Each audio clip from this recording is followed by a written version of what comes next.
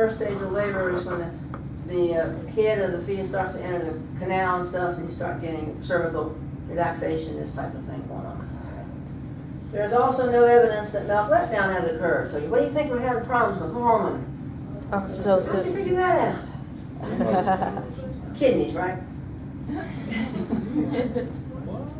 never saw that cartoon. It was a car. I don't remember what the cartoon was, but when they were thinking and everything, it said kidneys. I didn't know what a brain was, so kidneys. Okay. Now, basically, in addition, the cow does not appear to be straining to push the calf out, and the owner tells you that he's not seen the cow exhibit any significant straining since labor started. The cow is in good nutritional status and has successfully delivered calves in the past. The cow's heart and respiration rates are normal, and when coaxed, she can rise and stand without difficulty. There is a small amount of vaginal discharge, as you can see in the one picture there. Okay. So, based upon all the information you have at this point, what's the most likely diagnosis? Uterine inertia. Is she given any labor signs? So that's uterine inertia. Now, don't come up with a hormone yet. This is the condition, uterine inertia. And what can happen if that persists without treatment? You end up with the fetus can die for one thing.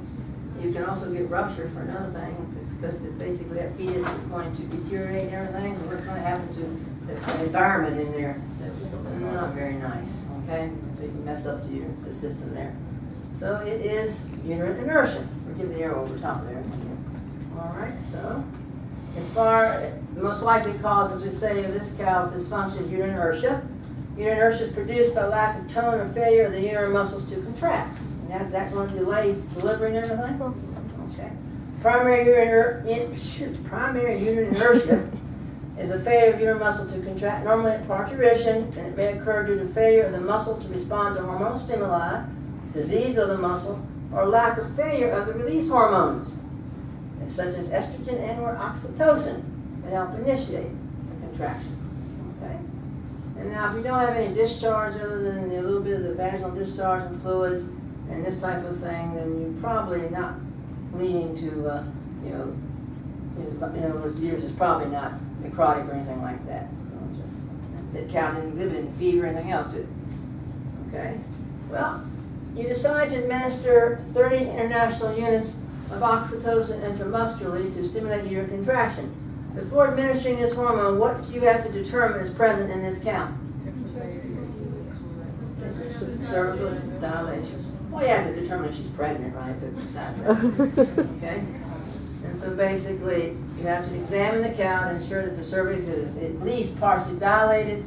If you administer oxytocin to an animal with a completely closed cervix, then that can cause rupture. And because you're going to elicit some violent uterine contractions, and it's going to be forced up against the wall there, so it can't come out, so you can rupture it. If the cervix is not dilated, then you can inject estrogens like estradiol, valerate. Don't worry about the amounts or anything, dosage or anything like that, but IM. And it can be used to induce cervical dilation. Now, a deficiency of estrogen is considered to be one important cause of failure of cervical dilation. So sometimes if you just give that estrogen and the cervix dilates, then you may have labor all right from that. But it may have been going on for so long that the muscles are kind of saying, I'm taking a vacation. So then you're going to definitely have to come back with oxytocin. Okay.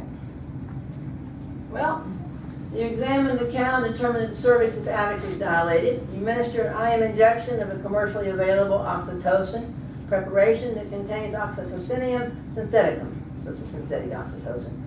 Within an hour of the injection, you get the results there. So were you successful? Yes, okay. And you can administer that oxytocin by IM, sub-Q, or slow IV routes. If you do it intramuscularly, the action starts during the first 6 to 10 minutes and will last for about 2 hours. If you go IV, the action of oxytocin is immediate and very powerful for the first 10 minutes, and then it will disappear over the next half hour. So you want to have to determine how good condition an animal's area, reproductive organs might be, because if you do it too rapidly, you could cause damage. So you have to look at that. It looks like everything's all right, then you can go and give it, you could give it, intravenously and do it. But if you're worried a little bit about the animal's been in labor for a while, and been sitting there for a while without moving anything, So maybe compromise, then you want to do it with a longer duration. Does that make sense? Okay, so that's oxytocin. All right, any questions? Well, let's take a 10-minute break and we'll come back and pick up. Make sure you sign the roll. It should be around here somewhere.